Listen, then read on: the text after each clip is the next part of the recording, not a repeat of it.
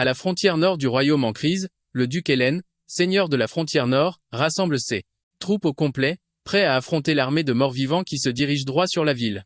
Faisant face à l'armée de morts-vivants, il réalise que celle-ci est bien au-delà de ce que lui et ses soldats peuvent gérer.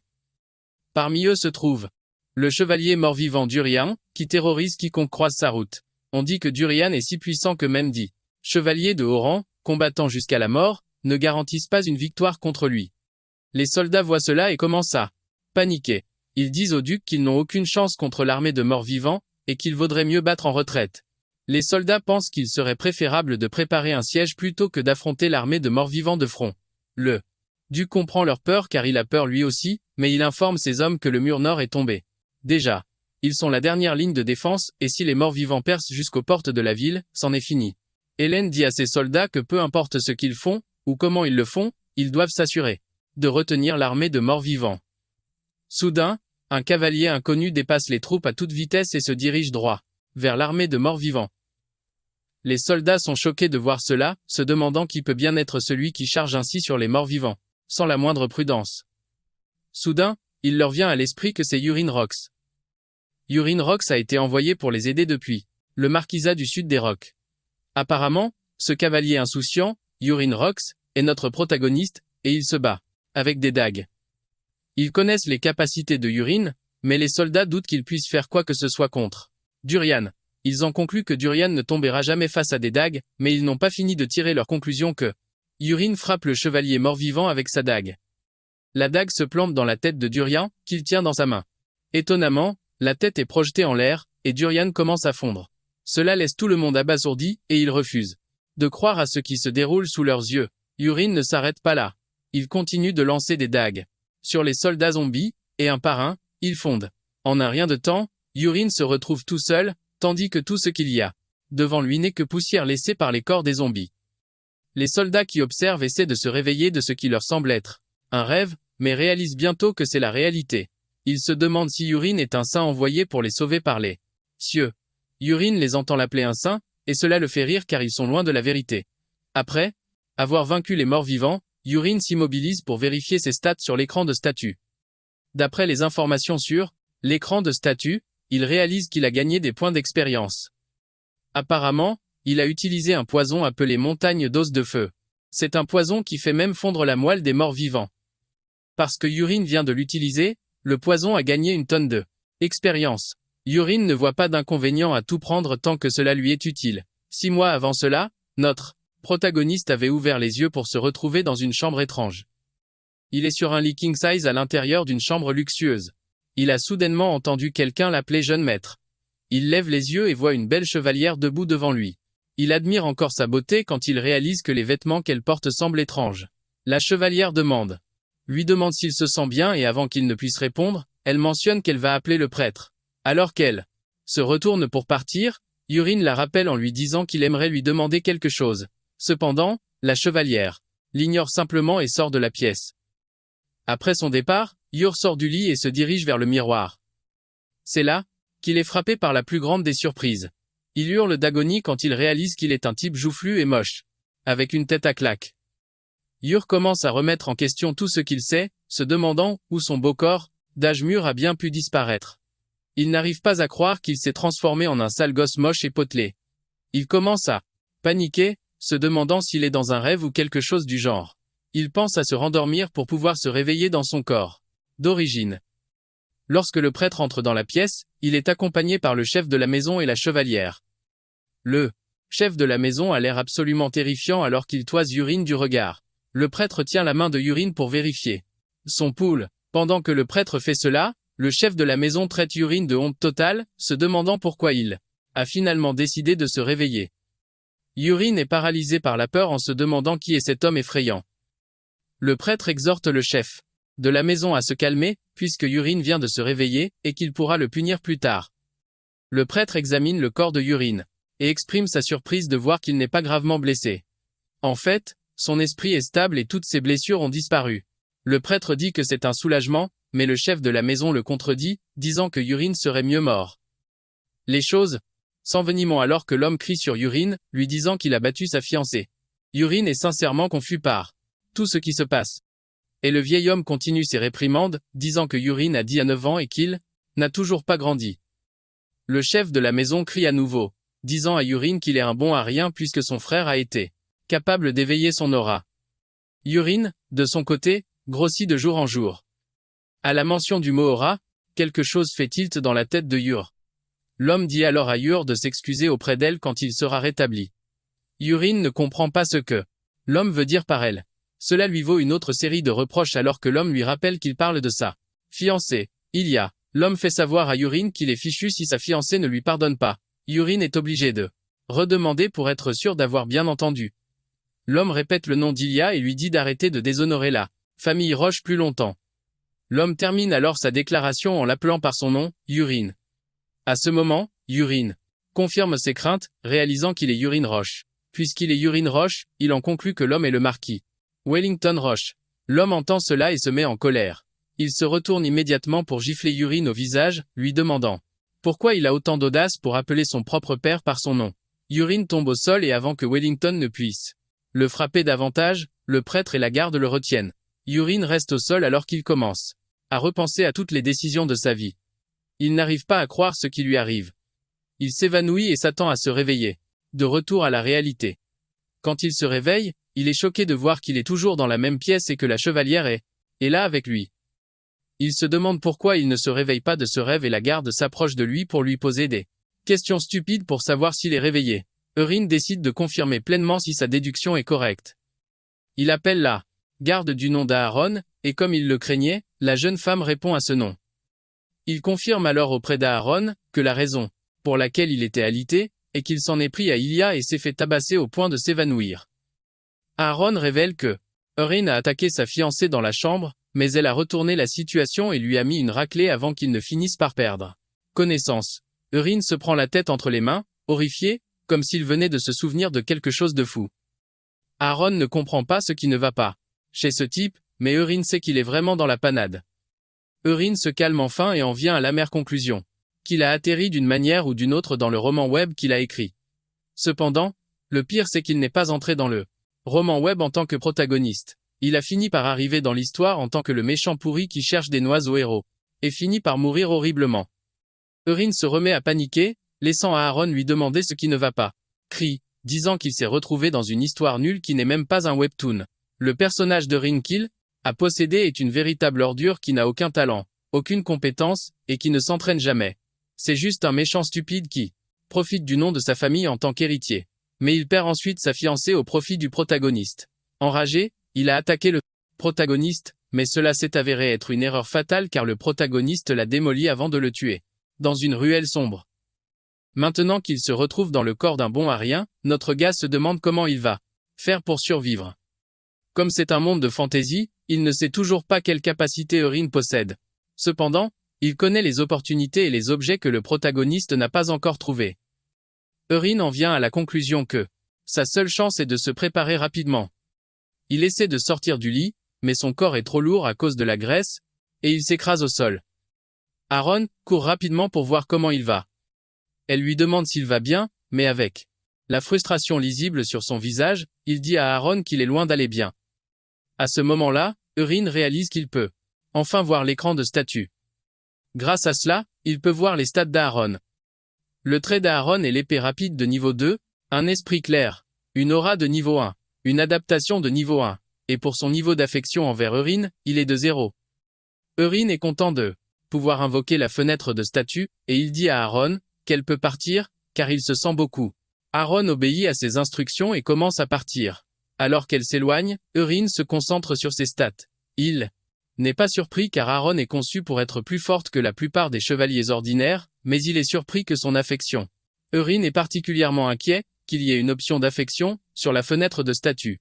Urine se demande si cette option est là parce qu'il jouait surtout à des jeux de drague par le passé. Il n'arrive pas à croire que le monde dans lequel il se trouve est complètement nul. Il repense alors à l'option d'affection, se demandant si c'est la raison pour laquelle Aaron agit si étrangement. Cependant, il met cela de côté et décide de regarder le miroir à nouveau. Il est tellement dégoûté par le corps pourri qu'il a. À ce moment précis, la fenêtre de statut s'ouvre pour qu'il puisse voir ses stats.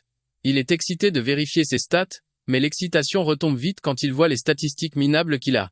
il possède. Pour sa condition spéciale, le système lui fait savoir qu'il souffre d'obésité morbide, ce qui est assez évident, d'ailleurs. Pour son trait, il a l'œil du créateur, mais celui-ci est encore au niveau 1. Il est également doté des 4 arts venimeux célestes, mais cette section est encore verrouillée. Cependant, son taux de synchronisation est de 99,9%. Urien réalise qu'une seule de ses capacités se démarque, et ce sont les 4 arts venimeux célestes. Soudain, il comprend que les arts venimeux ont été tirés du webtoon de Wuxia qu'il adorait. C'est un webtoon avec une héroïne séduisante. De plus, l'art martial du poison et des armes cachées correspond aux 4 arts venimeux célestes. À ce moment, Urien réalise que ce monde est un mélange de tout ce qu'il connaît d'avant. C'est alors qu'il se dit qu'il pourrait avoir une chance s'il apprend réellement les 4 arts venimeux célestes. Urien sourit, croyant avoir trouvé un moyen de survivre. Apparemment, il existe une secte prestigieuse de la province du Sichuan, et ils apparaissent dans les romans de wuxia chinois. C'est un clan spécialisé dans les poisons et les assassinats silencieux avec des armes cachées enduites de toxines. Urien se demande pourquoi le clan Tang du Sichuan se trouve dans ce monde, puisque celui-ci est censé être un monde de fantaisie médiévale. Plus tard, Wellington apprend par Aaron que Urien s'est remis sur pied. Il lui demande comment Urien se sent et elle révèle qu'il ne semble pas encore bien, car il a trébuché en essayant de se lever. Aaron dit que le corps de Urien est encore en mauvais état. Wellington ajoute aussi que le prêtre a dit que ses blessures étaient guéries, ce qu'il trouve assez étrange. Wellington demande à Aaron si elle trouve quelque chose d'étrange dans le comportement de Urien, car il est habituellement têtu, mais il a facilement accepté de s'excuser auprès d'amis. Il y a quand il l'a suggéré plus tôt. Wellington ne veut pas croire que Urien ait eu un soudain changement de personnalité. Wellington est convaincu que le lendemain, Urien redeviendra lui-même, celui qui cause toujours des problèmes. Cependant, Aaron pense le contraire. Elle a foi dans le fait que Urien changera un jour. Wellington est choqué d'entendre cela de la part d'Aaron. Il est surpris qu'Aaron ait encore un peu de foi en Urien alors que lui, qui est son père, a déjà baissé les bras. Wellington dit à Aaron qu'elle place essentiellement son espoir en quelque chose qui pourrait ne jamais se réaliser. Wellington commence à regretter de ne pas avoir laissé Aaron vivre sa vie de chevalier au lieu de l'assigner à Urien. Malgré tout ce que dit Wellington, Aaron croit toujours dans son cœur que Urien est différent. Elle ne peut pas expliquer ce sentiment, mais elle le sait. C'est tout. Le lendemain, Aaron est choqué quand elle entend Urien demander où se trouve la salle d'entraînement, parce qu'il aimerait exercer son corps. Aaron n'en croit pas ses oreilles lorsque Urien exige qu'elle le conduise à la salle d'entraînement. Urien remarque la réaction des Aaron et lui demande s'il y a un problème avec ça. Urien a déjà compris que l'œil du créateur, il lui permet de voir les statistiques. Mais en ce qui concerne le clan Tang du Sichuan, il ne sait toujours pas comment le débloquer. Urien suppose que son obésité pourrait être un obstacle. C'est pourquoi il veut exercer son corps jusqu'à ce qu'il trouve un moyen de contourner le problème. Alors que lui et Aaron traversent le manoir, Urien est impressionné par la taille du jardin, et il le compare à la taille de plusieurs stades réunis. Après avoir marché quelques minutes, ressent déjà la chaleur. Il pense à s'entraîner dans sa chambre. Mais il sait qu'il finira toujours par abandonner et simplement dormir, car il y a un lit qui sera juste sous son nez. Est assez sage pour savoir qu'il ne peut pas s'entraîner dans sa chambre. Il passe devant un groupe d'ouvriers et de servantes. Grâce à l'œil du créateur, il est capable de voir ce qu'ils pensent de lui. Chaque serviteur qu'il a croisé soit ne l'aime pas, soit le déteste profondément. Ne leur en veut pas pour ça, car était une véritable ordure qui a maltraité tout le monde dans le manoir. Peu de temps après, ils arrivent à la 3e salle d'entraînement. Il est déjà à bout de souffle quand ils y arrivent. Aaron lui fait savoir que les chevaliers utilisent la 2e et la 1re salle d'entraînement, c'est pourquoi la 3e est libre. En entrant dans la salle d'entraînement, il réalise que quelqu'un est en train de s'entraîner là-bas. Il vérifie l'affinité du type et se rend compte qu'il est le pire qu'il ait rencontré jusqu'à présent. Le type ne se contente pas de ne pas l'aimer, il le déteste et veut le tuer. Le type est Réa au long, et dès qu'il voit il commence à marcher vers lui pour le saluer. Il fait comme si de rien n'était puisque Aaron est là, mais au fond de lui, sait que le type est impatient de lui arracher la tête.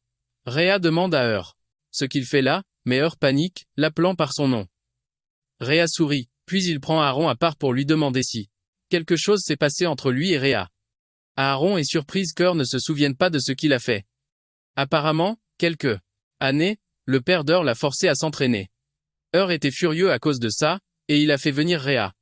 Rhea n'était encore qu'un apprenti à l'époque. Hur a fait une de ses saloperies habituelles et a laissé une cicatrice sur le visage de Rhea en riant comme un fou. Après qu'Hur ait fait cela, son père a pratiquement renoncé à l'entraîner. En entendant cela, Hur réalise que son ancien lui était vraiment un sale type. Hur n'est pas prêt à rester là pour voir ce que Rhea va lui faire. Il suggère qu'il s'enfuit d'ici. Il demande à Aaron s'il y a une autre salle d'entraînement qu'il peut utiliser seul.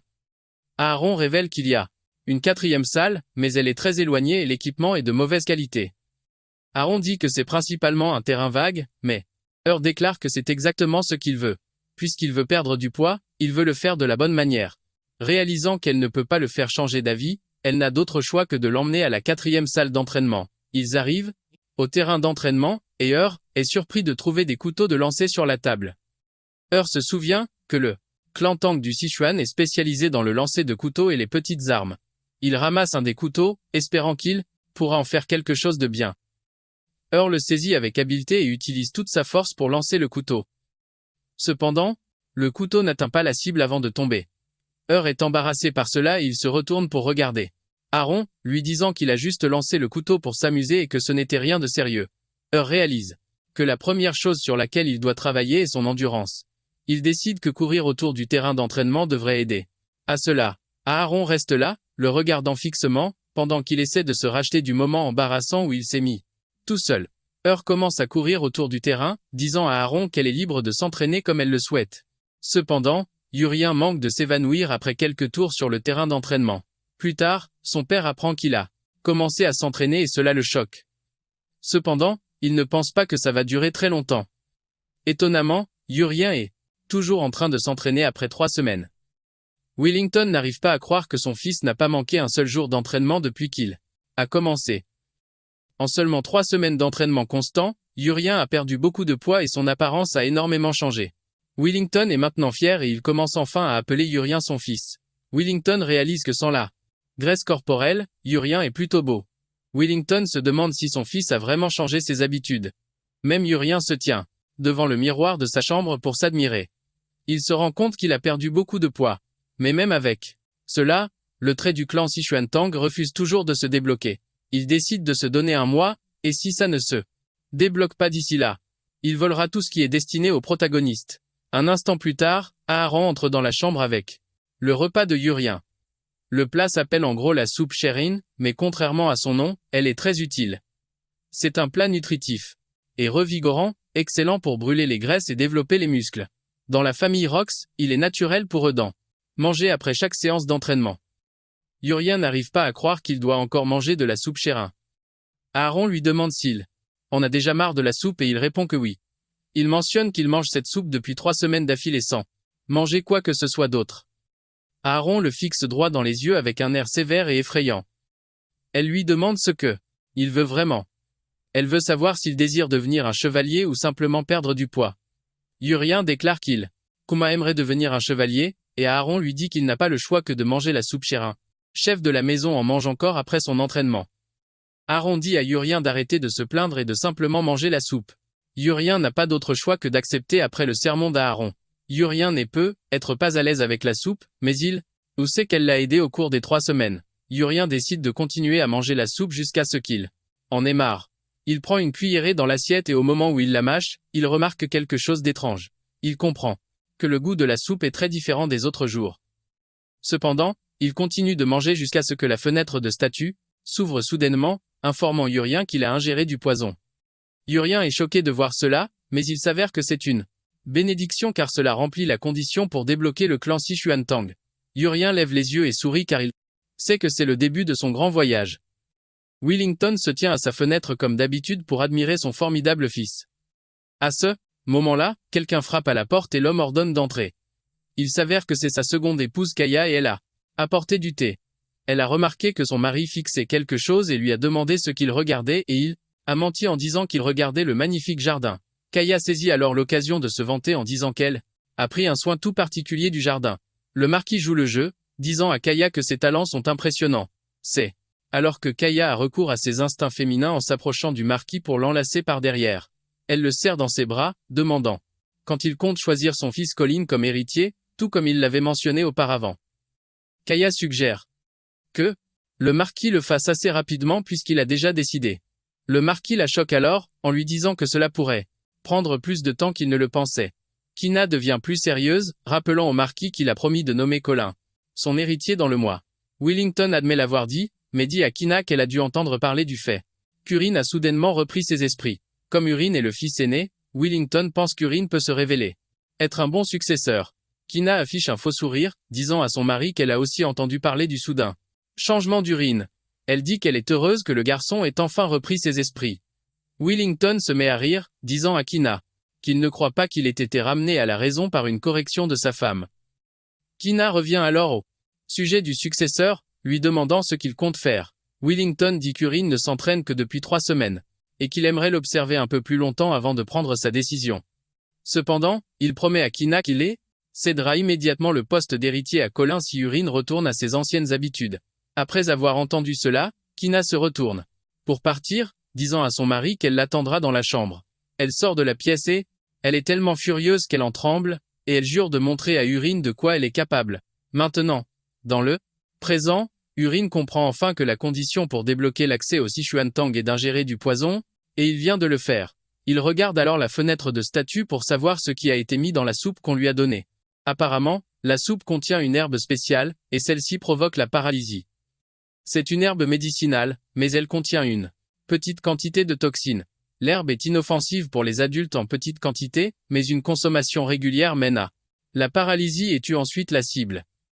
Urine est en train de regarder l'écran de statue quand Aaron entre dans la pièce lui demandant si la nourriture ne l'intéresse plus. Urine s'excuse et commence à manger la soupe à la hâte. Cependant, il reste avec la question de savoir qui a bien pu mettre le poison dans la nourriture. Il est certain qu'il ne peut pas être tué par le poison, mais il sait que quelque chose a changé dans le scénario de l'histoire. C'est alors qu'il réalise que Colin n'a pas encore été nommé héritier, ce qui était censé se produire à ce moment de l'histoire. Il se demande si la nomination d'un héritier a été retardée parce qu'il a commencé à s'entraîner, et que la personne qui a mis le poison dans la nourriture ne l'aime pas et vient très probablement du camp de Colin. Après avoir fini de manger, le système l'informe que le poison paralysant faible a été débloqué pour. Urine se tourne vers Aaron, lui disant qu'il a fini le repas et que c'était si bon que ça l'a ému aux larmes. Lui dit qu'il veut être un peu seul et sans discuter. Aaron s'excuse et quitte la pièce, encourageant Urine à se reposer. Après le départ d'Aaron, Urine se tient devant le miroir et exige que le clan Sichuan-Tang lui apparaisse. À ce moment précis, les statistiques d'Urine apparaissent juste devant lui. Il a acquis quelques compétences, dont l'empoisonnement léger, mais son statut de surpoids est toujours présent. De plus, son taux de synchronisation a chuté à 97%. Urine se concentre alors sur d'autres traits, et il se rend compte qu'un tas de traits sont encore verrouillés. Il ne peut toujours pas accéder aux techniques les plus puissantes car elles exigent que d'autres conditions soient remplies. Urine est stupéfait par le nombre de poisons qui sont à sa disposition, et le dernier niveau sur le panneau est le niveau 30. Pour atteindre le niveau 30, il doit débloquer les niveaux supérieurs. Cependant, il a besoin d'une technique interne pour débloquer celle de base. Urine réalise que le clan Tang utilise en fait l'énergie interne pour manier le poison. Il consulte ensuite la section des arts martiaux où il réalise qu'il peut choisir l'une des 4 techniques disponibles. Il y a les arts du poison sombre, les arts de l'aiguille de tonnerre, les 10 000 venins, et l'énergie divine. Urine sait immédiatement quel est le bon choix pour lui car il est un grand fan de l'histoire du clan Tang. Les arts du poison sombre se concentrent sur le poison tandis que les arts de l'aiguille de tonnerre se concentrent sur les armes de jet. Quant à l'énergie divine des 10 000 venins, elle est plus longue à maîtriser. Mais elle permet à son utilisateur d'atteindre la maîtrise à la fois du poison et des armes de jet. Sans réfléchir à 2 fois, il choisit l'énergie divine des 10 000 venins. Au moment où il fait son choix, il sent une énergie étrange circuler dans son corps, et il réalise qu'il doit immédiatement faire circuler cette énergie. Retire sa chemise et commence à méditer. Et avec cela, il sent un flux étrange parcourir tout son corps. Prend conscience que l'énergie qu'il ressent est du chi. Il commence à la guider à travers les méridiens appropriés, afin de pouvoir la stocker dans son dantian pour développer sa force interne. Urine reste dans cette position toute la nuit sans s'en rendre compte. Même s'il n'a pas dormi, il ne se sent pas fatigué. Son corps a également changé sans qu'il s'en aperçoive. Urine a été capable de concentrer le chi de sorte qu'il le ressent maintenant partout. Il peut même dire le nombre d'oiseaux à l'extérieur de sa fenêtre sans même se retourner pour les voir. Urine vérifie son énergie divine des 10 000 venins et découvre qu'il est actuellement au niveau 1 étoile, ce qui lui confère 10% de la puissance totale. Soudain, une aura familière s'approche de sa porte et lorsque la personne l'ouvre, il s'avère que c'est Aaron. Aaron entre dans la chambre pour trouver Urine sur son lit, en train de méditer. Elle est surprise quand elle réalise qu'Urine n'a pas dormi de la nuit, lui disant que c'est assez dangereux. Elle suggère qu'Urine se repose pour la journée, mais Urine refuse, disant à Aaron qu'il va s'entraîner. Urine assure à Aaron qu'il se sent très bien et qu'il est en pleine forme, donc il doit s'entraîner. Aaron sort alors pour qu'elle puisse préparer le petit déjeuner, mais elle remarque qu'Urine devient plus musclé. Quand il arrive au terrain d'entraînement, Urine prend l'un des couteaux de lancer. Il se tient devant la cible, et à sa surprise, un réticule de visée apparaît juste devant ses yeux, tout comme dans un jeu de tir à la première personne. Grâce à cela, il est capable de viser précisément la cible, et il lance le couteau de toutes ses forces pendant qu'Aaron le regarde. Le couteau atteint la cible avec une précision ultime, choquant Aaron. En faisant cela, Urine débloque les armes de jet du clan Tang. Aaron ne peut se retenir, et s'approche d'Urine, lui demandant ce qu'il vient de faire. Urine fait l'innocent, disant à Aaron qu'il n'en a aucune idée non plus de ce qui s'est passé. Il pense que ce sont les résultats de l'entraînement du mois dernier qui commencent à se voir. Aaron réfute cela, car elle n'y croit pas.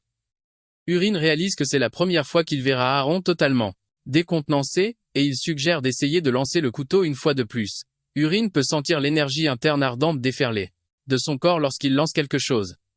Sur ce, il prend une pause encore meilleure et il lance le couteau plus vite et plus fort. Le couteau atteint la cible en plein centre et la fissure, laissant Aaron totalement stupéfait. Fixe Urine droit dans les yeux, soulignant le fait qu'il vient de pulvériser la cible. Urine se contente de sourire, mais il sait qu'avoir un viseur apparaître dans ses yeux est fondamentalement un code de triche pour lui. Apparemment, Urine aimait autrefois un jeu de tir à la première personne, appelé Battle Attack, et il a même fini premier au tournoi du cybercafé organisé pour le jeu. Aaron crie sur Urine, lui demandant ce qu'il vient de faire. Urine ignore la question et demande à Aaron si elle ressent quelque chose de sa part. Aaron réfléchit à la question avant de répondre, lui disant qu'il a perdu pas mal de poids depuis la veille. Lorsqu'elle mentionne cet aspect de poids, Urine est choqué. Aaron souligne alors que Urine s'est entraîné tous les jours et a mangé la soupe, ce qui lui a fait perdre beaucoup de poids. Cependant, il semble totalement différent du jour au lendemain.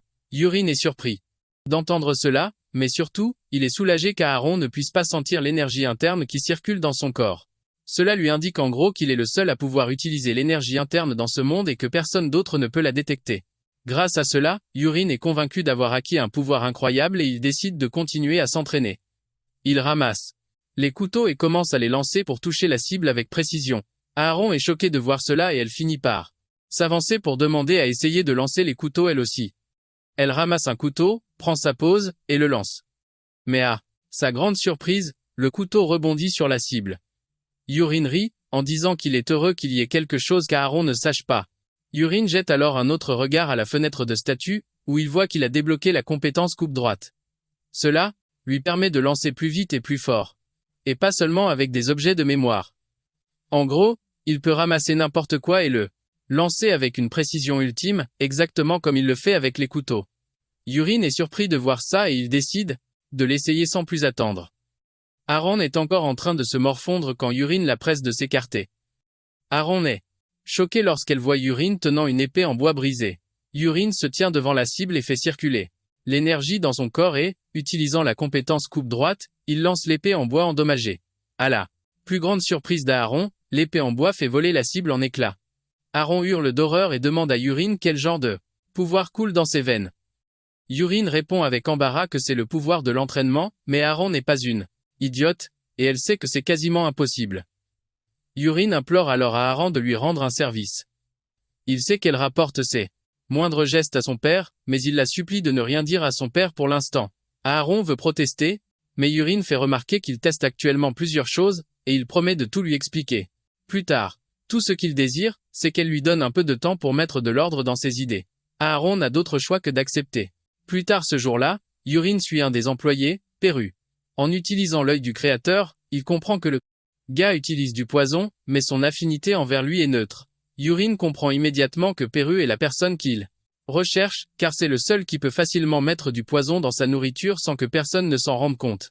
En utilisant la flèche qui flotte dans sa main, Urine parvient à viser Perru et le frappe avec un poison paralysant qui laisse un halo vert. Perru se fait frapper avant même de comprendre ce qui se passe. Il s'écrase au sol et s'évanouit pendant qu'Urine est fier de lui. Grâce à la fenêtre de statue, Urine peut voir que l'effet du poison paralysant durera 1 heure. Urine attrape le type inconscient et l'emmène dans un entrepôt tranquille. Quand le type se réveille enfin, il voit Urine debout devant lui, et il a l'air vraiment menaçant. Urine sourit diaboliquement, et Perru sait déjà ce qu'il attend.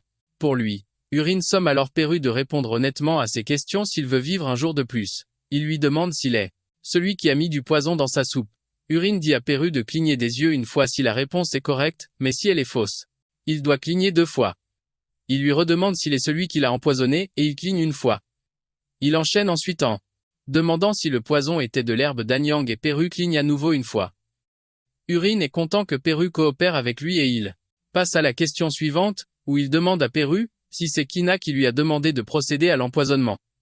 Perru cligne 2 fois, indiquant que ce n'était pas Kina. Urine s'énerve et sort un couteau, disant à Perru de bien réfléchir car il vaudrait mieux pour lui de ne pas lui mentir. Urine lui fait savoir qu'il a un moyen de voir et de savoir les choses. Il l'assure qu'il va lui trancher la gorge s'il lui ment. Urine pose alors à nouveau la question et étonnamment, Perru maintient sa réponse, disant que l'ordre ne venait pas de Kina. Urine comprend que Perru ne ment pas, mais il se retrouve à se demander qui a bien pu ordonner son empoisonnement. Urine décide de découvrir ça plus tard, et il sort une pilule, disant à Perru de l'avaler. Il lui fait savoir que c'est un poison paralysant, et il lui enfonce la pilule dans la bouche. Après que Perru l'a avalé, Urine lui annonce qu'il ne lui reste plus qu'1 mois à vivre. Urine assure à Perru que tous ses organes internes vont fondre s'il ne prend pas l'antidote d'ici 1 mois. Comme Perru ne veut pas mourir, Urine lui dit qu'il devra commencer à suivre ses ordres. Perru tremble de peur, réalisant qu'il s'est mis dans une situation compromettante. Urine pose alors sa main sur la tête de Perru et utilise son pouvoir pour le libérer du poison paralysant. Grâce à cela, Perru peut enfin bouger et parler. Urine pose alors la question, à nouveau, exigeant de savoir qui a ordonné à Perru de l'empoisonner. Perru révèle enfin la vérité, disant que c'était le capitaine des chevaliers, Cox Livingstone. Urine est choqué d'entendre ça et Perru révèle que Cox prévoit de tuer Urine par la maladie d'ici la fin de l'année. Il s'avère que Cox est le frère aîné de K, et il a obtenu le rôle de capitaine des chevaliers grâce à son mariage avec le marquis. Urine est soulagé de ne pas s'être complètement trompé puisque Cox est le frère de K, ce qui fait des complices. Urine donne alors un morceau de papier à Perru, et sur ce papier est écrite une liste de poisons. Comme Perru est très calé en poison, Urine pense qu'il peut l'aider à se les procurer sur le marché noir. Urine dit à Perru de prendre l'argent dont il a besoin auprès de Cox, et de rassembler absolument tous les poisons de la liste. Urine veut que Perru lui apporte les poisons. Et il lui ordonne de commencer par celui qu'il a déjà sur lui. Perru est choqué et demande à Urine pourquoi des poisons, mais Urine répond froidement, disant à Perru qu'il ne lui a jamais donné la permission de poser des questions.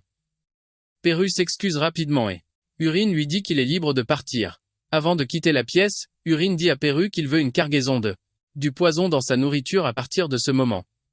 Perru entend cela, le laissant dans une incrédulité totale. Quand Un arrive à sa chambre, il commence à célébrer car il a réussi à faire croire à Perru qu'il y a réellement du poison dans son organisme. Ce que Un lui a donné à manger n'était que des feuilles séchées qu'il a agglomérées. Un réalise alors qu'il est impératif qu'il apprenne les arts martiaux du clan Tang du Sichuan. Apparemment, quelque chose de terrible va se produire très bientôt, et il doit être prêt. La nuit suivante, Perru rend visite à Un pour lui montrer les herbes vénéneuses qu'il a avec. Il les pose sur une table, et Un les examine attentivement. La première est l'herbe Anyang, la deuxième est la Yakrubka. La feuille parmi elles s'appelle la feuille de veine de bois. Perru est choqué que Un connaisse tous les poisons comme si de rien n'était. À l'insu de Perru, Un peut voir leur nom via la fenêtre de statue. Un demande à Perru pourquoi il a les autres poisons avec lui alors qu'il aurait pu facilement le tuer avec seulement l'herbe Anyang.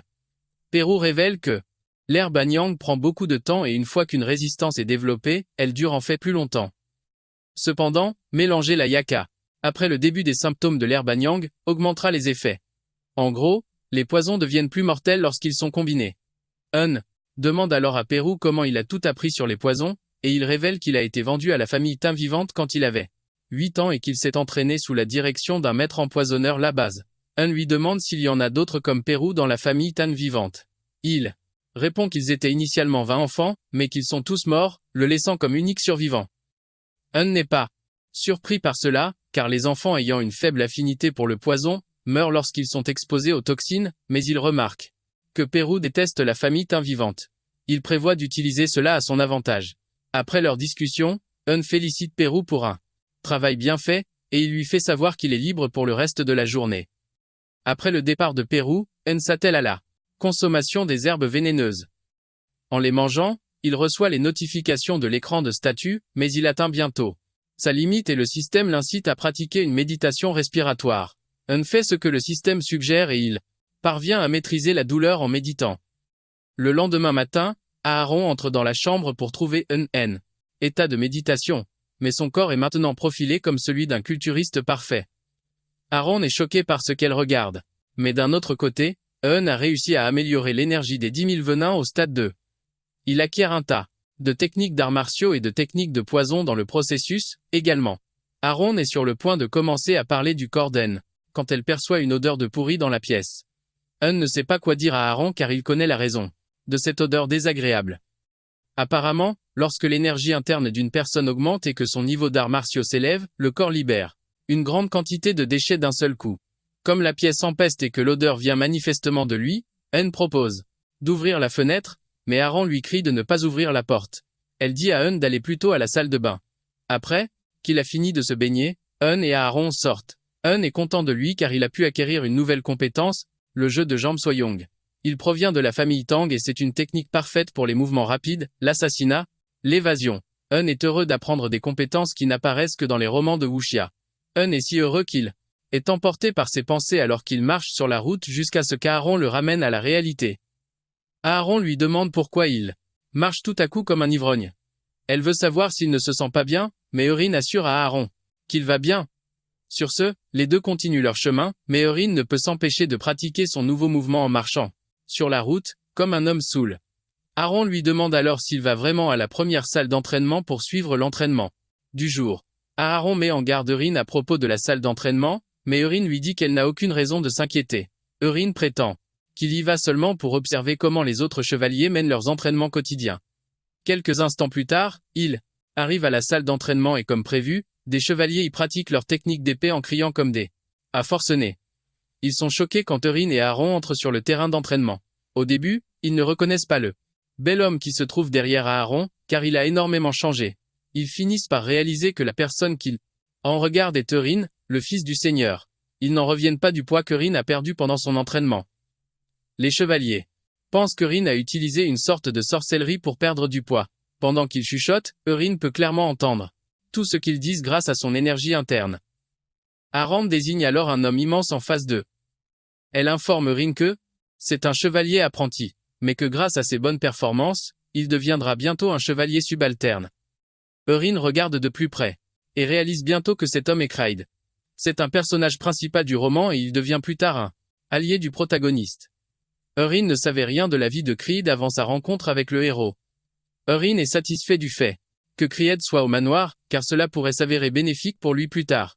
Cependant, il se concentre sur autre chose pour le moment. Tous les chevaliers dans la salle d'entraînement le détestent et la plupart d'entre eux veulent simplement tuer Eurin. Eurin les dévisage en se demandant s'ils vont lui servir de cobaye. Eurin prend une épée et décide de commencer avec un poison nommé poison à effet prolongé. Il est encore au niveau 1, et une fois ingéré, il se propage à tous les organes en quelques instants. Il active le poison et frappe à distance l'un des chevaliers avec. Le chevalier s'écrase sur le sol pendant que ses amis lui demandent s'il va bien. Il lui demande s'il a besoin d'aller aux toilettes, mais il dit non tout en se roulant par terre de douleur. Les chevaliers réalisent la gravité de la situation et suggèrent immédiatement d'appeler un prêtre. Soudain, le chevalier se relève en disant que la douleur a disparu. Les autres sont choqués et se demandent si leurs camarades se moquaient d'eux. Le chevalier essaie de leur faire comprendre qu'il n'était pas en train de simuler, et qu'il souffrait réellement, mais aucun d'eux ne le croit. Eurin a vu comment cela fonctionne et il décide d'essayer la fumée tueuse d'âme. C'est une fumée qui crée des illusions, provoquant la peur et la confusion dans une zone définie. Les chevaliers grondent encore leurs camarades pour avoir faim la douleur quand Eurin les frappe avec la fumée tueuse d'âme. Immédiatement, toutes les personnes dans la zone d'effet commencent à paniquer. Apparemment, un monstre effrayant se tient devant eux, prêt à les dévorer. Il tombe au sol, se pissant dessus pendant qu'Eurin Rio. Loin. Aaron, quant à elle, ne comprend pas du tout ce qui se passe. La situation devient encore pire pour les chevaliers affectés alors que plusieurs monstres apparaissent devant eux, les tourmentant. Quand Urine a eu sa dose de plaisir, il lève l'illusion, car il ne veut pas attendre que les chevaliers commencent à s'attaquer les uns les autres. Une dispute éclate entre eux, alors qu'ils prétendent tous ressembler à des monstres. Urine décide qu'il en a terminé avec l'expérience du jour, mais il est satisfait de la tournure des événements. Urine dit alors à Aaron qu'il est temps pour eux de rentrer. Aaron est choqué car ils n'ont rien fait de significatif depuis leur arrivée. Urine prétend que la salle d'entraînement est bruyante, et il suggère qu'ils aillent plutôt à la 4e salle d'entraînement. Quelques instants plus tard, une des servantes est apparue, pour informer les deux qu'un invité venait d'arriver au manoir. Urine se demande qui est l'invité, et il apprend bientôt que sa fiancée, Ilia Marcus, est venue le voir. En attendant Urine, Ilia a déjà l'intention d'annuler leur fiançailles. Quand Urine entre dans la pièce où elle attend, le visage d'Ilia devient rouge et tout ce qu'elle avait prévu de faire avant de voir, Urine s'envole de sa tête et est remplacé par des questions. Avant d'entrer dans la pièce pour voir Ilia, Urine avait analysé la situation. Il sait qu'Ilia est doué avec ses poings et c'était à peu près à ce moment de l'histoire qu'Ilia a exigé qu'ils se séparent. Cependant, l'Urine du roman continuait de refuser de la laisser partir. Cependant, cette fois-ci, Ilia est choquée quand elle voit Urine. Elle commence à lui demander qui il est. Urine est surpris par la question et il fait savoir à Ilia que ce n'est nul autre que lui. Ilia ne veut toujours pas y croire et commence à s'affoler. Tandis qu'Urine la calme simplement, lui disant que ça fait un bail. Ilia admet qu'elle avait bien entendu dire qu'Urine avait perdu du poids, mais elle avait supposé que c'était une fausse rumeur. Ilia dit que ça ne fait pas un mois qu'elle est partie, et elle commence à se demander comment Urine a pu changer autant en si peu de temps. Urine révèle alors qu'il a pu changer autant parce qu'il s'est entraîné très dur. Cela choque Ilia et Urine continue, en révélant qu'après s'être fait rosser par elle, il a commencé à reconsidérer les décisions de sa vie et à cause de cela, il a décidé de changer. Ilia lui demande s'il essaie de se venger, mais Urine dit que non. C'est alors qu'Urine fait quelque chose de surprenant. Il se met à genoux et s'incline devant Ilia en la remerciant. Cela choque la jeune femme qui ne supporte pas de voir son homme à genoux. Urine révèle qu'il a pu changer de comportement, et que tout cela est grâce à Ilia. Urine fait savoir à Ilia qu'il est sincèrement désolé pour ce qui s'est passé entre eux, mais l'assure qu'il comprendra si elle veut rompre les fiançailles. Ilia est abasourdi en voyant cela, ce qui l'amène à remettre en question l'identité d'Urine. Urine choque à nouveau Ilia en admettant qu'il était une ordure. Urine sait que tout ce qui s'est passé n'est pas de sa faute, mais de celle de l'idiot qui était l'ancien occupant du corps. Cependant, la raison pour laquelle Urine met autant d'ardeur à demander pardon est qu'Ilia n'est pas une simple héroïne, mais son trait de reine de l'épée combiné à son propre trait la rend de plus en plus forte avec le temps. Plus tard dans l'histoire, elle a pu sauver le héros déchu et même abattre l'antagoniste principal. Cela a été rendu possible grâce à son trait de reine de l'épée. Urine se fiche qu'il rompe les fiançailles tant qu'il peut réparer leur relation et faire d'Ilia son allié. À ce moment-là, Ilia demande à Urine si il est sérieux dans ce qu'il a dit, et il dit oui. Cependant, ce n'est pas suffisant pour Ilia car elle exige qu'Urine jure sur ce qu'il a dit. Ilia déchaîne son aura, la faisant paraître très dangereuse tout en faisant sa demande. Urine ne peut pas croire qu'Ilia va l'étouffer avec son aura effrayante, mais il semble qu'il ait déjà vu cette scène quelque part auparavant. Ilia dit alors à Urine de jurer qu'il ne retournera pas à ses anciennes habitudes, et que s'il rompt le serment, Ilia sera celle qui le battra à mort. En entendant cela, Urine est choqué car c'est la même phrase qu'Ilia a dite au protagoniste, pas à Urine. Urine décide alors de montrer à Ilia qu'il ne plaisante pas. Il active les 10 000 poisons et l'énergie de son corps consume l'aura d'Ilia. Urine dit alors à Ilia qu'il jure de ne pas retourner à ses anciennes habitudes. Le visage d'Ilia devient rouge à force de rougir, mais elle parvient à se contenir, et elle dit à Urine qu'elle le surveillera. Elle lui fait savoir qu'une erreur de plus de sa part et les fiançailles seront rompues. Urine est choqué que Ilia ne rompe pas les fiançailles. Quand Ilia rencontre Willington dans ses appartements, l'homme est également choqué tout comme Urine en apprenant qu'Ilia ne rompra pas les fiançailles. Le marquis est obligé de demander à Ilia pourquoi elle ne rompt pas les fiançailles. Ilia mentionne alors que son père lui a toujours dit que les gens ne peuvent pas être changés, et, quand elle a entendu la rumeur selon laquelle Urine avait changé, elle était curieuse. Elle se demandait s'il était redevenu le faible et gentil Urine qu'il était quand il était enfant. Mais à sa plus grande surprise, Urine était une personne complètement différente. À cause de cela, Ilia prend le risque de faire confiance à Urine une fois de plus. Cependant, Ilia fait savoir au marquis qu'elle battra Urine à mort s'il retourne un jour à ses anciennes habitudes. Le marquis est soulagé d'entendre cela et il exhorte Ilia à bien prendre à soin d'Urine. Ilia se lève pour partir, et le marquis l'incite à rester quelques jours, mais elle refuse, révélant que elle a déjà dit à son père qu'elle venait pour rompre les fiançailles. Le marquis suggère alors qu'elle devrait au moins voir Urine s'entraîner avant de partir, mais elle refuse à nouveau, disant qu'elle ne veut pas le distraire. Plus tard ce jour-là, le marquis appelle Urine dans sa chambre. Il le taquine quand il entre dans la pièce, lui demandant qui il est. Avant qu'Urine ne commence à paniquer, le marquis révèle rapidement qu'il ne fait que le faire marcher. Wellington tapote l'épaule de son fils pour le féliciter pour le travail acharné qu'il a fourni. Wellington demande à Urine s'il sait pourquoi il l'a appelé, et il dit à son père que ça doit être à propos de son entraînement nocturne.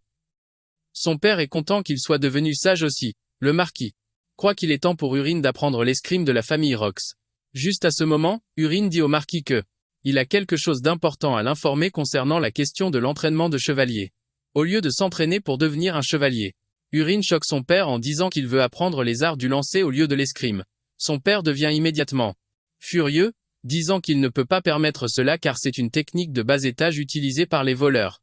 Le marquis prétend qu'avec une technique de lancer, il ne pourra pas transpercer l'armure d'un chevalier, sans parler des corps de monstres effrayants. Urine fait immédiatement une suggestion, disant à son père qu'il devrait faire un pari. Il veut qu'il parie sur le fait qu'il puisse attraper ou non la bête Borak avec une dague. Le marquis entend cela et croit qu'Urine est juste d'être têtu. Il lui dit que la lame d'un guerrier doit être imprégnée d'aura pour pouvoir percer les plites écailles d'un Borak. Le marquis croit que même si Euren s'entraîne pendant 100 ans, ses couteaux de lancer ne pourront pas percer les écailles du Borak.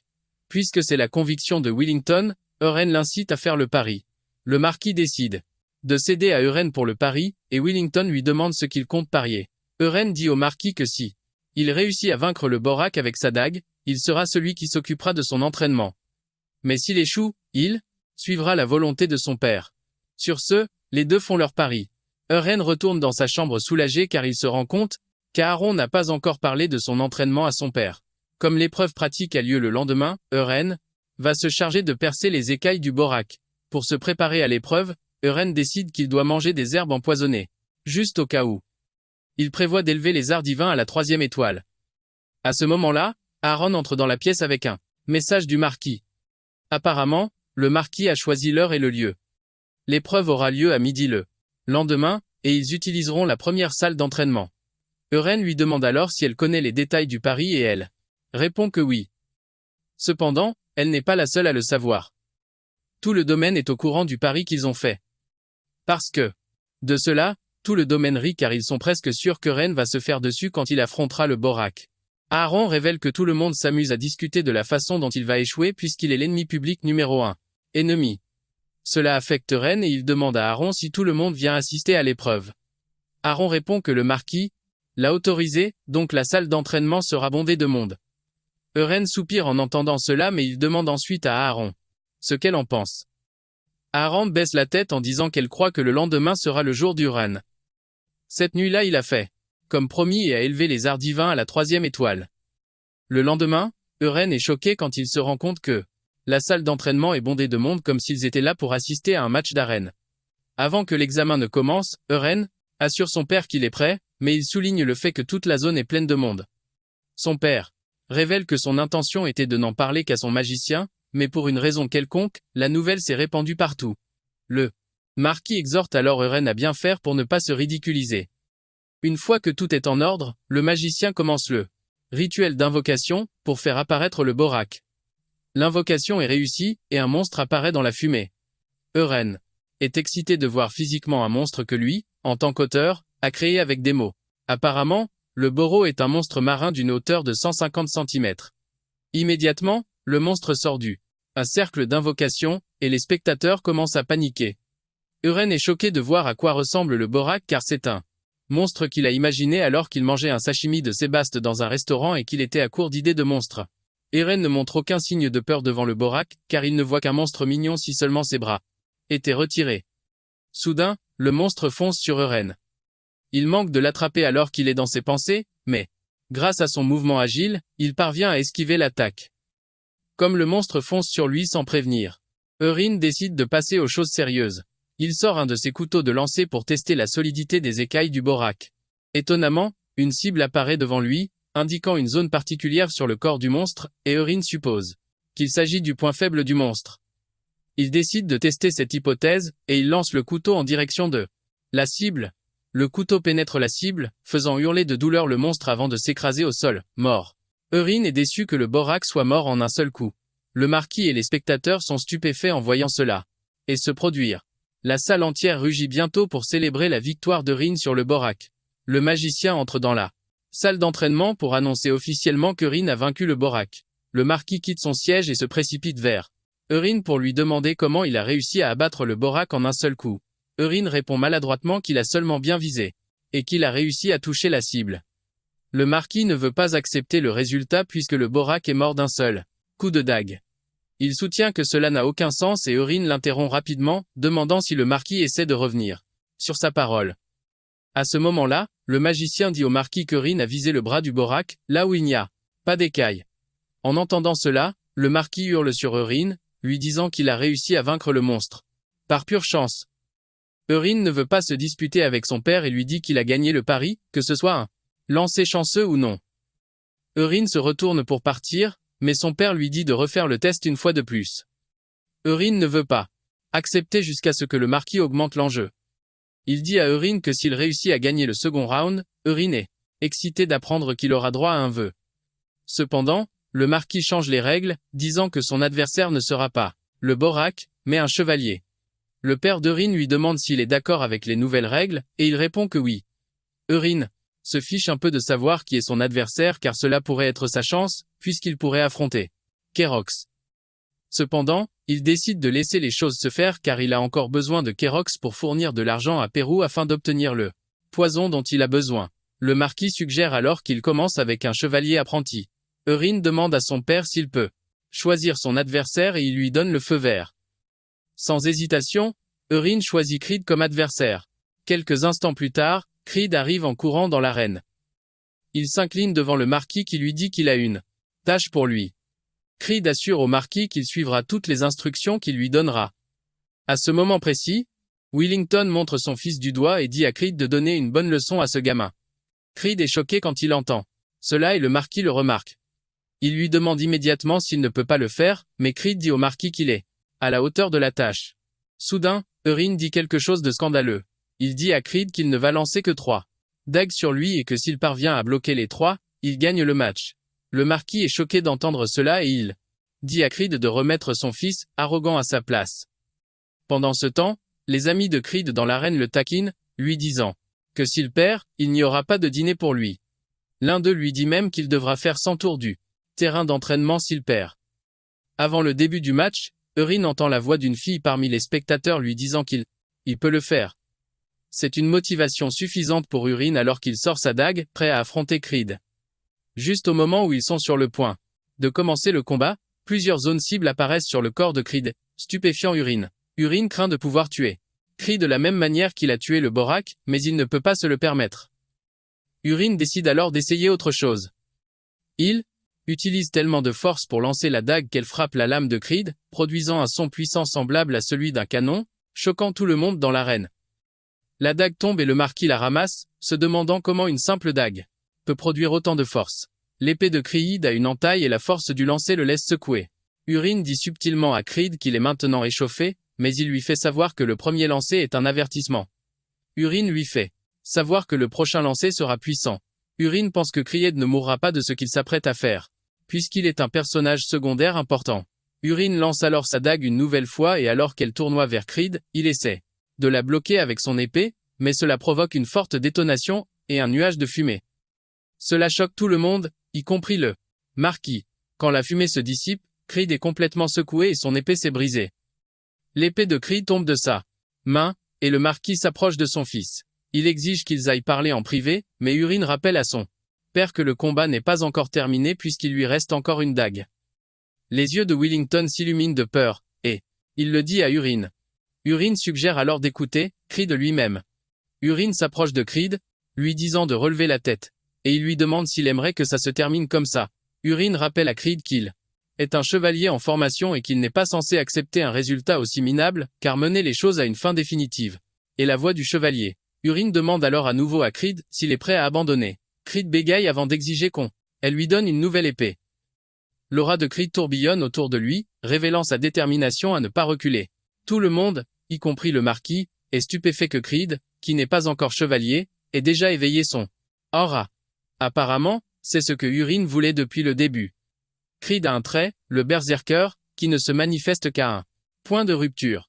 Puisque Creed a amélioré sa défense en éveillant son aura et en entrant en mode berserker, Urine pense qu'il est temps pour lui d'essayer une technique de plus haut niveau. Creed presse Urine de lancer sa dague, mais le marquis est surpris que Creed puisse manifester une aura si puissante qu'elle peut être comparée au talent d'un chevalier de haut rang. Il se demande ce que son fils ferait dans cette situation. Urine vise avec sa dague et la lance. Cependant, cette fois-ci, la dague tournoie en s'approchant de Creed. Creed est choqué et désemparé, se demandant pourquoi la dague est lente, contrairement aux autres. Creed se met en colère, croyant qu'Urine se moque de lui. Cette fois-ci, il décide de lever son épée pour essayer de bloquer la dague, mais avant qu'il ne puisse la toucher, elle passe en tournoyant à côté de son épée. Creed ne peut pas se remettre de ça, et il finit par être touché à l'épaule. Cependant, la dague parvient à ralentir, avant d'atteindre l'os de l'épaule de Creed. Malgré cela, Creed ressent une douleur immense en tombant à genoux, hurlant de douleur. Tout le monde est choqué de voir ça, se demandant ce qui vient de se passer. Comme la dague était très lentement et Creed hurle de douleur, ses compagnons chevaliers lui disent d'arrêter de faire semblant. Ils supposent qu'il agit de cette manière parce qu'il ne veut pas déshonorer Urine. À leur insu, Urine a infusé le dernier lancer avec plus d'énergie interne, c'est pourquoi la douleur est extrême. Juste à ce moment-là, le marquis appelle Urine, lui disant qu'ils doivent parler, mais il lui fait savoir qu'il a déjà gagné le pari. Urine s'approche de Creed et pose sa main sur le site de la blessure. Urine commence à absorber l'énergie interne logée dans son épaule et avec cela la douleur disparaît, choquant Creed. Creed se met sur ses pieds et s'incline devant Urine en le remerciant. Creed s'excuse également d'avoir supposé que Urine le méprisait à cause de la vitesse de la dague. Creed admet que le lancer de dague est un art impressionnant, et il pense que Urine n'aurait pas pu l'apprendre en si peu de temps, ce qui lui fait croire que Urine a caché sa véritable force depuis le début. Creed commence alors à chuchoter, demandant à Urine s'il cachait son pouvoir, parce qu'une faction secrète cible la maison Maris. Quand Urine entend cela, il comprend pourquoi. Creed est toujours seul. Creed est le genre de type qui aime vraiment les théories du complot. Creed s'incline alors devant Urine, l'assurant qu'il sera là pour l'aider quand il voudra se battre contre l'organisation secrète. En raison de leur courte interaction, le niveau de faveur de Creed pour Urine grimpe à 26%. Urine est heureux d'entendre cela et il assure à Creed qu'ils se reverront. Alors que Urine s'éloigne, Creed crie, disant à Urine qu'il va répandre la nouvelle qu'il est un type bien. Urine, de son côté, est content de se rapprocher de Creed parce qu'il détruira un jour l'ordre des chevaliers tout seul.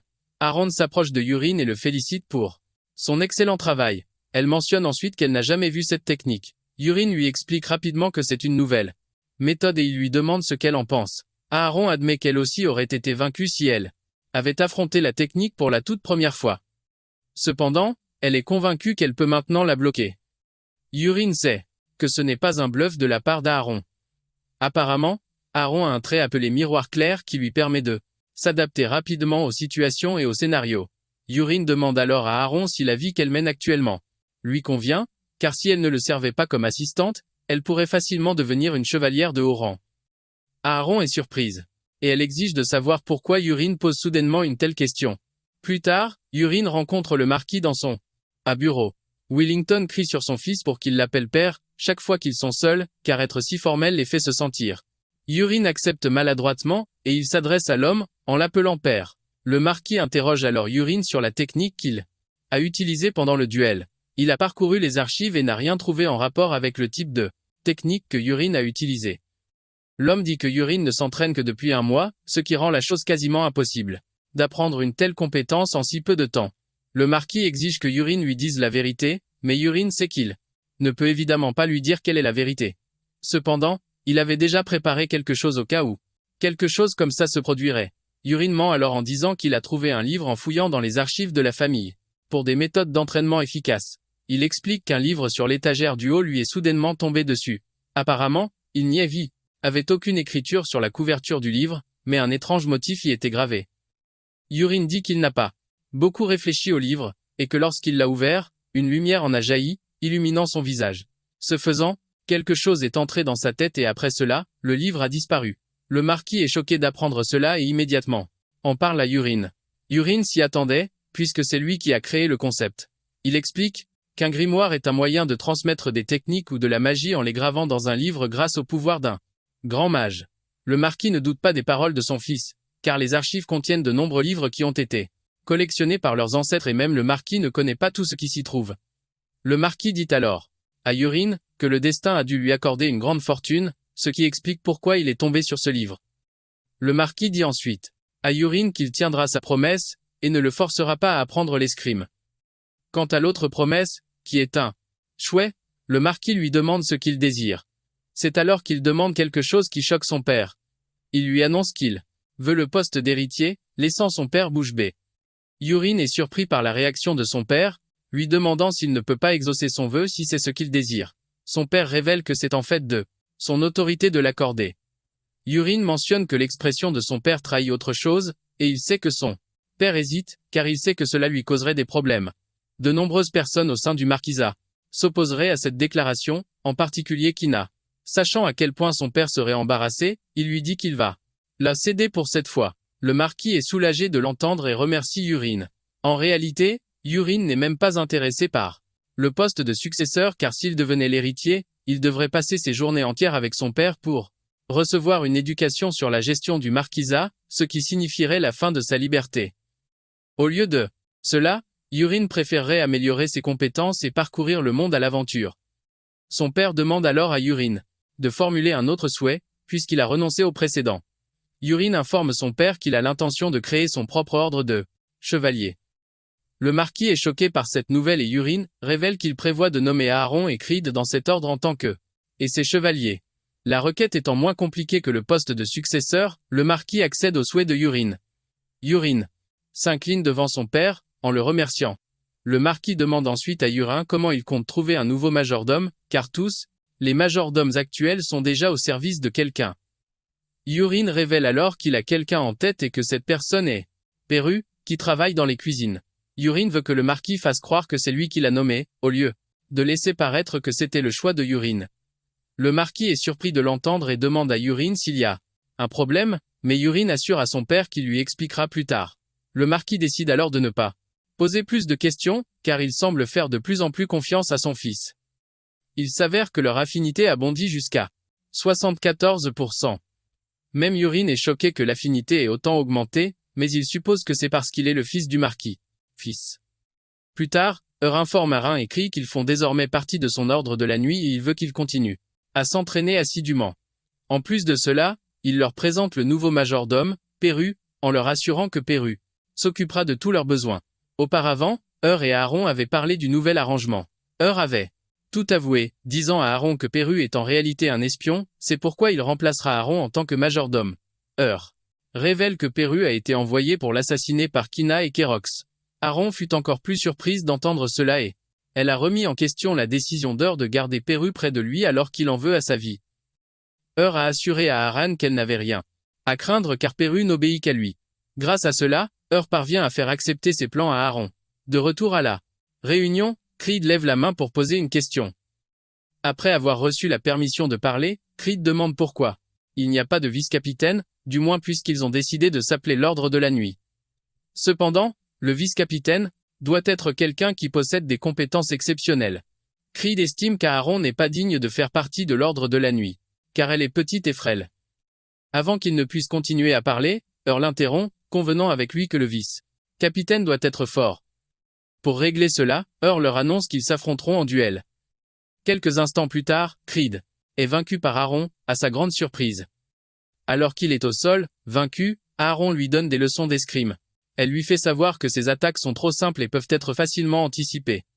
Creed ne s'en offusque pas, au contraire, il assure à la jeune femme qu'il prendra ce conseil à cœur. Puisqu'Aaron a gagné, déclare que le poste de capitaine a été décidé. Perru est choqué quand nomme Aaron chef de l'Ordre de la Nuit. Tout le monde applaudit Aaron, et peu de temps après, Perru s'apprête à partir pour préparer le dîner. Dès qu'il se rend compte que Perru est un peu éloigné de là où il se trouve, décide d'essayer une nouvelle technique qui lui permet de parler par télépathie à sa cible.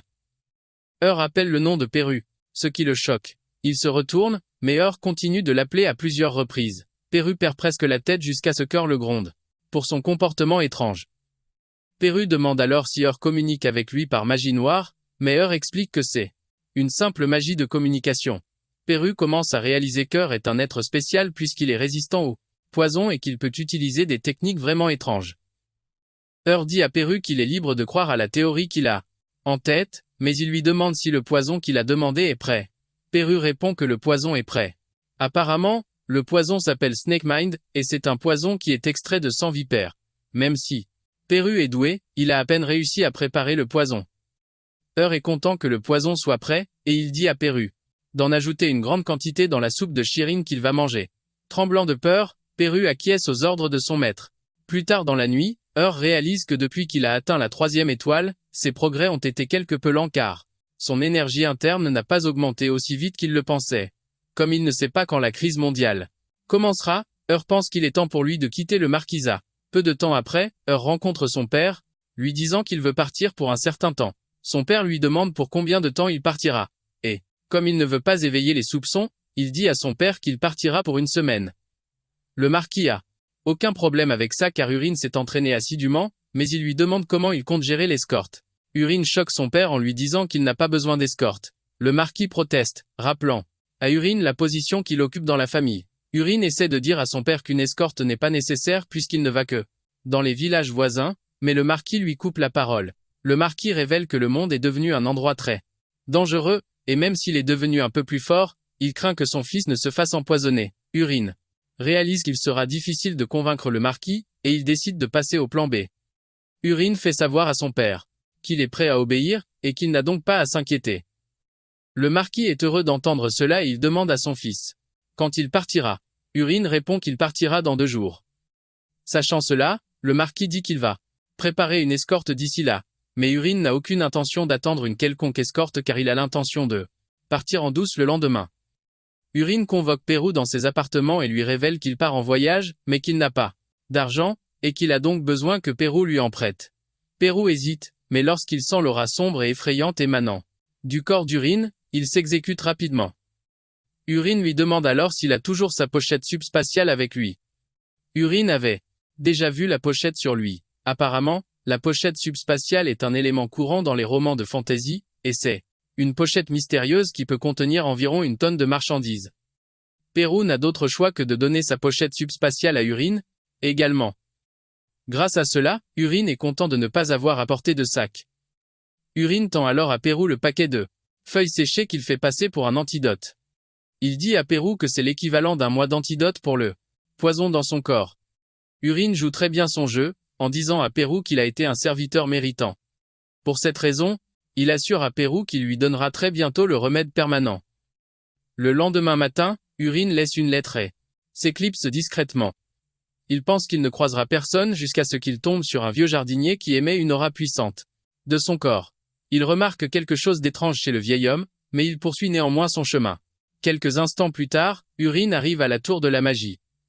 Il entre dans le bâtiment et lorsque le préposé lui demande ce qu'il désire, il lui dit en gros qu'il aimerait utiliser un portail de téléportation. Le préposé lui demande s'il l'a déjà utilisé auparavant, et il répond que non. Le préposé révèle qu'ils offrent des points de fidélité, comme pour les compagnies aériennes.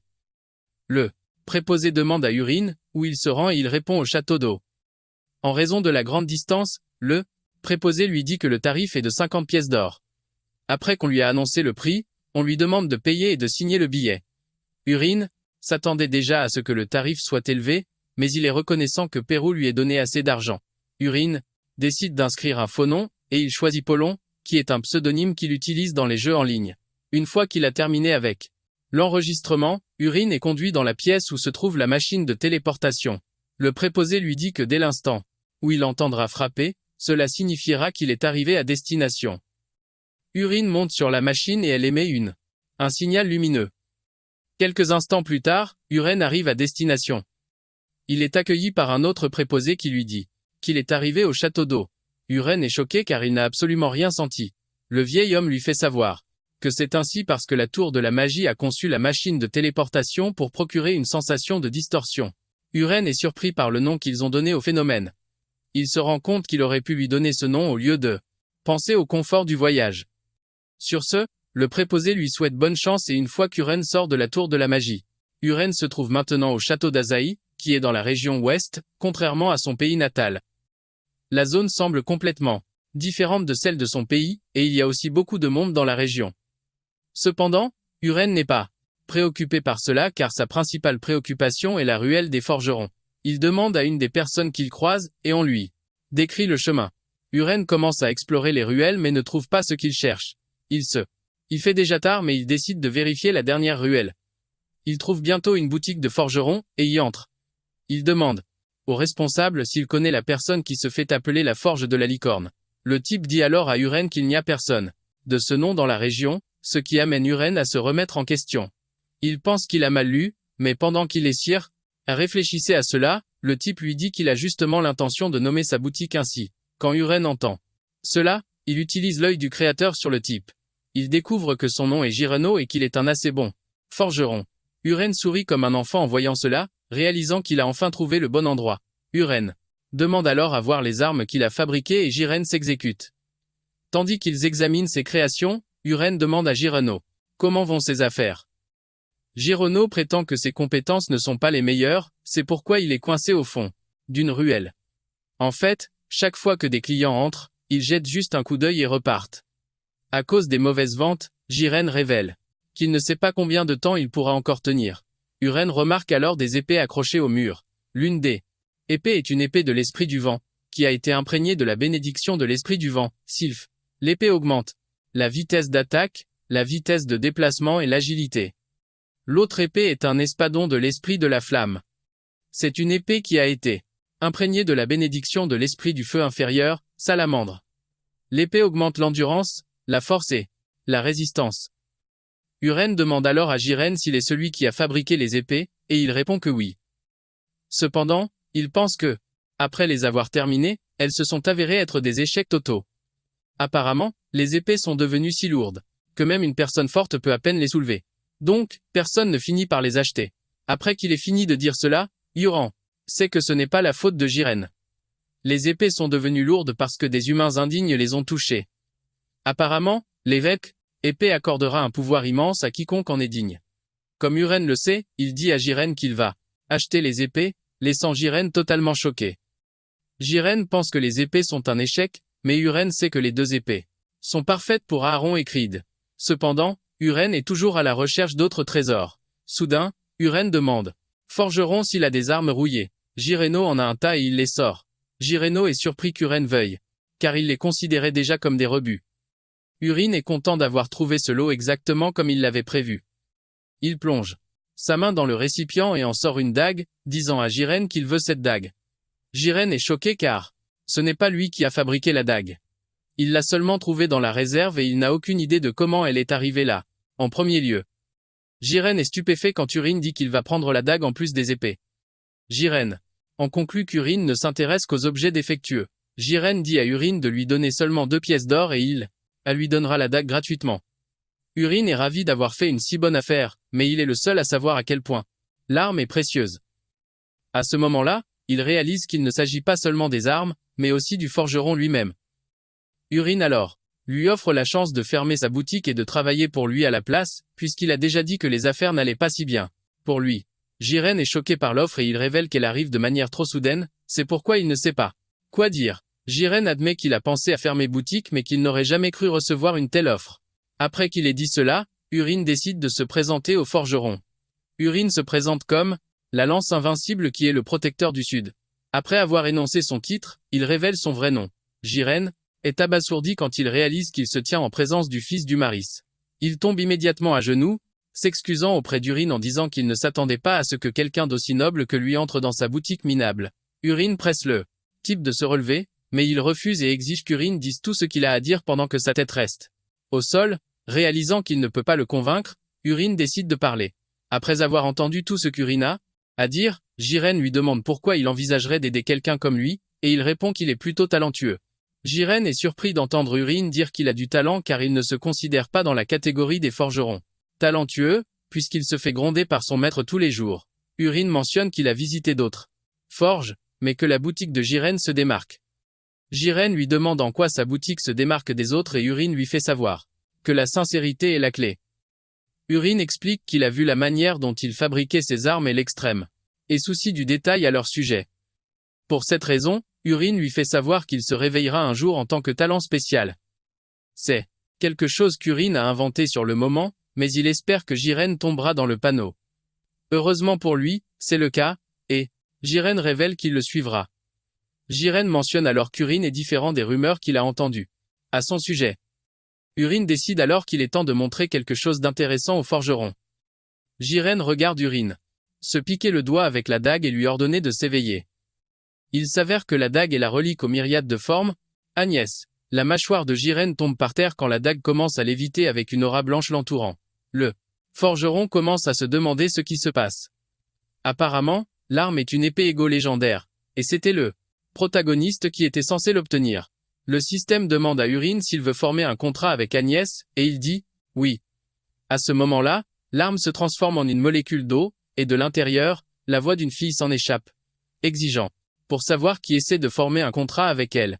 Agnès se moque d'Urine, lui disant qu'il est plutôt sans talent. Urine réalise bientôt qu'Agnès savait qu'elle était là et comment il connaissait aussi le sort pour la libérer. Urine répond qu'il l'a appris du grand prophète. Urine est celui qui a ajouté le prophète à l'histoire par souci de cohérence. Même si Urine mentionne cela, Agnès pense qu'il ment. Elle veut savoir pourquoi le grand prophète perdrait son temps avec une personne sans talent comme Urin. Agnès demande alors à Urin s'il sait ce qu'elle peut faire, et il répond que oui. C'est une question facile puisque c'est lui qui a défini les paramètres. Urine explique qu'Agnès peut diviser son corps en un corps principal et un corps secondaire, en tant que deux armes distinctes. Chacun de ces corps peut alors se transformer en n'importe quelle arme selon l'imagination du porteur. Pendant l'histoire principale, le héros se battait avec une épée et un bouclier. Et même si le corps secondaire était perdu, il retrouvait toujours son chemin vers le corps principal. Après avoir tout dit, Agnès suggère à Urin d'abandonner l'idée de la manier puisqu'elle ne peut être maniée que par le mana. À ce moment-là, Urine pointe un doigt vers Agnès, lui disant qu'elle est bruyante. Soudain, Agnès se transforme en bague et s'enroule autour du doigt d'Urin. Il s'avère qu'Urine a pu maîtriser Agnès parce que ses arts martiaux compensent son manque de mana. Urine demande alors à Juro de combien de temps il a besoin pour faire ses bagages, et il répond 2. Urine lui dit alors de le retrouver devant le château d'Azio dans 2 jours à midi. Plus tard, Urine marche dans les rues quand il tombe soudainement sur sa fiancée. Ils sont tous les deux choqués et Ilia demande à Urine pourquoi il est dans la région. Urine a presque envie de s'enterrer quand il voit Ilia, car c'est la dernière personne qu'il s'attendait à trouver dans la région. Urine réalise que la scène est étrangement similaire à la façon dont Ilia a rencontré le protagoniste dans l'histoire originale. Urine comprend alors que la trame principale a été légèrement modifiée alors qu'il essaie encore de comprendre ce qui se passe. Il lui demande une fois de plus ce qu'il est venu faire dans la région. Urine rit nerveusement avant de révéler qu'il est venu trouver un forgeron. Ilia mentionne que leur famille a des tas de forgerons et Urine est d'accord mais dit qu'il voulait engager son propre homme. Ilia dit qu'elle l'aurait aidé s'il le lui avait dit plus tôt mais Urine l'assure qu'il n'y a pas besoin de cela puisqu'il a trouvé la bonne personne pour le poste. Quand on parle du loup, Juro apparaît sur la scène. Urine présente alors Juro à sa fiancée. À cet instant, le chef de l'escorte d'Ilia, Musk, lui demande à qui elle parle et quand elle dit Urin, Musk est stupéfait. Il semble déconcerté par la présence d'Urin et il commence à se présenter dans les moindres détails. Urine lui rend l'appareil, mais même s'il ne dit Urine sait qui il est. C'est lui qui a écrit l'histoire, donc aucun personnage n'a de secret pour lui. Urine sait que c'est un personnage secondaire qui ne supporte pas les pauvres. Apparemment, c'était censé prendre une autre dimension dans le roman. Une silhouette encapuchonnée était censée bloquer le chemin de Musk la nuit alors qu'ils avançaient. Musk a mal parlé à la personne, mais à ce moment-là, le héros s'est avancé. Un combat éclate, mais Ilia parvient à arriver sur la scène juste à temps pour arrêter le combat. Et après cela, les deux deviennent des Roméo et Juliette. Peu de temps après, le héros accompagner Ilia au combat et la sauver d'une situation de vie ou de mort. Comme il ne peut pas trouver le héros pour le moment et lui demander de l'aide, Euryse réalise qu'il n'a pas le choix. Il doit sauver Ilia et l'empêcher de mourir. Euryse demande alors à Ilia où il se dirige, et elle révèle qu'il y a des rapports de raids d'orques près du château d'Azu. Apparemment, les orques sont de plus en plus nombreux, et Ilia et son escouade ont reçu l'ordre d'exterminer les orques. C'est alors qu'Euryse demande à Ilia une faveur, celle de l'escorter. Ilia est choquée d'entendre cela, et elle exige de savoir pourquoi Euryse veut venir Eurys répond simplement qu'il veut de l'expérience au combat car il est encore en formation. En plus de cela, il dit à Ilia qu'il aimerait voir ses compétences. Ilia fait savoir à Eurys que cela pourrait s'avérer dangereux, mais Eurys l'assure qu'il peut se débrouiller malgré son apparence frêle. Ilia y réfléchit une minute et une fois qu'elle a terminé, elle ordonne à Musk de fournir des chevaux à Eurys et aux forgerons. Musk proteste, disant à Ilia qu'ils ne vont pas à un pique-nique. De plus, il ne veut pas qu'ils baissent leur garde, même s'ils affrontent des orques ordinaires. Musk ajoute qu'il ne sent aucune trace de mana venant d'Eurys et du forgeron. Musk continue de divaguer jusqu'à ce qu'Ilia devienne sérieuse et lui fasse savoir qu'elle vient de lui donner un ordre. Musk n'a pas d'autre choix que de s'exécuter, mais il n'en est pas content, même s'il ne peut rien y faire. Alors qu'ils chevauchent vers leur destination, Ilia dit à Eurys de toujours rester à ses côtés car il se dirige vers un endroit dangereux. Eurys assure à Ilia qu'il suivra chacun de ses mouvements. Il s'avère qu'Eurys et Gyrène partagent le même cheval, et Eurys exhorte ce dernier à bien s'accrocher à lui. Sur ce, ils commencent à chevaucher vers la destination cible. Quand ils atteignent l'endroit présumé, Ilia dit à son équipe qu'ils devront se diviser en équipes de 5 pour trouver le campement orc. Elle les exhorte à ne pas attaquer s'ils le trouvent. Elle veut qu'ils battent en retraite et tirent une fusée de signalisation. Sur ce, le groupe se sépare. Après des heures de recherche, l'un des chevaliers demande à Ilia ce qu'ils doivent faire car il se fait déjà tard. Ilia dit alors qu'ils n'ont pas d'autre choix que de faire demi-tour et de revenir le lendemain. Soudain, il voit une fusée de signalisation dans le ciel. Cependant, une autre fusée est bientôt lancée à nouveau. En un rien de temps, 4 fusées s'élèvent dans les airs. Ilia suggère alors qu'il se dirige vers la fusée la plus proche, qui est à l'ouest. Son escouade la suit immédiatement, mais le temps qu'ils arrivent, tous les soldats sont déjà morts. Ilia est horrifié par la façon dont les soldats ont tous été tués. L'un des soldats remarque que l'armure sur leur corps a été brisée, les laissant se demander quel genre d'arme les a frappés. Ilia ordonne alors qu'ils se dirigent vers le sud pour voir comment vont les soldats là-bas. Au moment où ils y arrivent, ils découvrent la même scène horrible d'où ils viennent.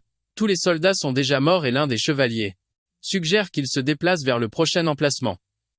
Ilia est d'accord avec lui, mais Eurys les arrête, disant qu'ils ne peuvent pas bouger. Pour le moment, Ilia est choqué quand Eurys dit cela, se demandant ce qu'il voulait dire par là. Eurys souligne que les orques traquent leurs soldats et sont actuellement en train de gagner. Eurys fait savoir à Ilia qu'ils sont en infériorité numérique et n'ont aucune chance de gagner. Eurys veut qu'il tire le signal et rassemble le reste des troupes.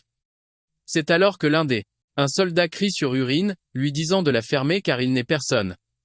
Le soldat reproche à Urine ce qui se passe actuellement. Pendant ce temps, Euragoniste s'est également fait insulter au même endroit. À cause de ça, les lecteurs étaient frustrés et ont grondé notre gars pour avoir fait traîner les choses. En entendant les soldats lui parler. De cette façon, le traumatisme d'Urine commence à se réveiller. Alors que le soldat continue de divaguer, Urine lui dit de se taire. Urine le frappe d'une attaque avant même qu'il ne puisse s'en rendre compte, et il tombe de son cheval. Urine lui dit de rester à sa place et de ne pas bouger. Le soldat est obligé de répondre à Urine comme à son patron, car il est déjà paralysé. Il lui dit ensuite de regarder et de voir. Urine lève la main et grâce à ça, le type peut à nouveau bouger. Dans l'histoire principale, Ilia n'a pas écouté le héros et a fait ce qu'elle pensait être juste. Cependant, Urine veut voir si ce sera différent. Cette fois-ci, il demande à Ilia quel sera son choix. Étonnamment, Ilia est d'accord avec Urine et elle ordonne à ses hommes de tirer immédiatement la fusée de signalisation bleue. Elle veut que les troupes se rassemblent là où ils sont. Les soldats s'exécutent et tirent les fusées en l'air. Les soldats commencent alors à s'occuper de leurs camarades tombés au combat pendant que le forgeron s'approche d'Urine pour lui dire qu'il est incroyable. Il dit qu'Urine a réussi à faire bouger les objets comme il le voulait, mais Urine ne considère pas ça comme un grand exploit.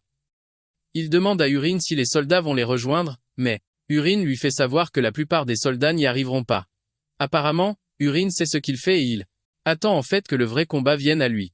Soudain, un soldat arrive vers leur position, disant à Ilia qu'Istra doivent s'enfuir. Le soldat a l'air absolument terrifié, comme s'il avait vu un fantôme. Derrière les soldats arrive une horde d'orques effrayants et puissants. Le simple nombre des orques donne des frissons dans le dos des soldats.